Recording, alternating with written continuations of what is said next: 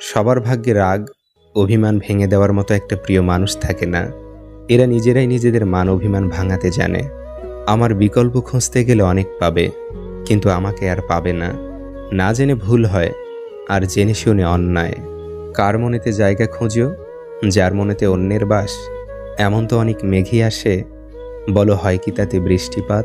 রূপ যৌবন তো সময়ের ব্যবধান মাত্র।